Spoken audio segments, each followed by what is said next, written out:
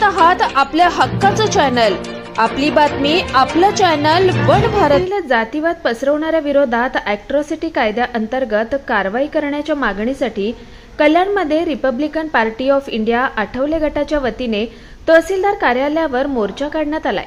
कल्याण पश्चिमेतील doctor Babasaheb Ambedkar उद्यानापासून हा मोर्चा काढत जोरदार घोषणाबाजी करण्यात आली आहे। यावेळी तहसीलदार कार्यालयात रिपाईच्या वतीने निवेदन देण्यात आलंय। त्याचप्रमाणे मागासवर्गीय विद्यार्थ्यांना सरकारच्या बार्टीमार्फत विदेशी उच्च शिक्षणासाठी देण्यात येणाऱ्या शिष्यवृत्तीसाठी घातलेल्या जाचकअटी तात्काळ रद्द करण्याची मागणी यावेळी करण्यात आली आहे। तसेच पवई येथील जयभीमनगर झोपडपट्टीवर करण्यात आलेल्या नियमबाह्य कारवाईचा देखील यावेळी निषेध व्यक्त करण्यात आलाय। या झोपडपट्टी वासियांचे तात्काळ पुनर्वसन करण्याची मागणी यावेळी करण्यात आली आहे। यावेळी रिपाईचे जिल्हा कार्याध्यक्ष भीमराव डोळस, कल्याण शहर अध्यक्ष संजय जाधव, युवक आघाडी जिल्हाध्यक्ष ॲडव्होकेट संग्राम मोरे, कल्याण शहर अध्यक्ष संतोष जाधव, कल्याण शहर महिला अध्यक्ष अनिता सुतार, गणेश कांबळे, नरेंद्र मोरे, माजी नगरसेवक महेंद्र गायकवाड, संदीप जाधव आदी पदाधिकारी उपस्थित होते।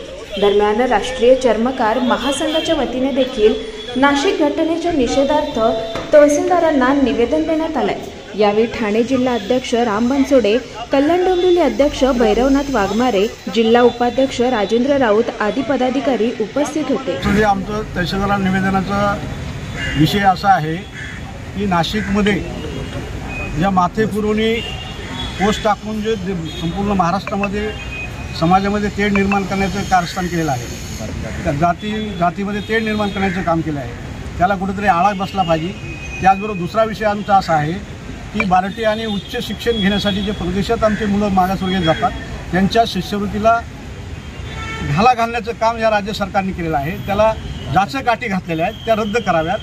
तिसरा विषय आमचा असा आहे की पवई जयभीमनगरमध्ये आज 25 ते 30 वर्षापासून असणारी जी झोपडपट्टी आहे आणि BPMC ॲक्ट बृहन्मुंबई अधिनियम 1949चा कायदा असा सांगतो की पावसाळा जूनमध्ये कुठलीही कारवाई होता कामा नये वस्तीवर, परंतु त्याचा कायदा तो धाब्यावर बसून BMCच्या अधिकाऱ्यांनी पोलिसांनी ती झोपडपट्टी उद्ध्वस्त करण्याचं काम केलेलं आहे। त्या झोपडपट्टी धारकांचं त्वरित पुनर्वसन केलं पाहिजे, ही आमची महत्त्वाची 3 मागण्या आहेत आणि या अनुषंगाने आमचं आजचं माननीय तहसीलदार साहेबांना निवेदन दिलेलं आहे। पक्षाच्या वतीनं आणि सर्व समूहाच्या विचारधारेच्या लोकांच्या वतीनं हा प्रचंड निदर्शनं आम्ही याबाबत केलेली आहे आणि ही सरकारने दखल घ्यावी, ही आमची सरकारकडे मागणी आहे।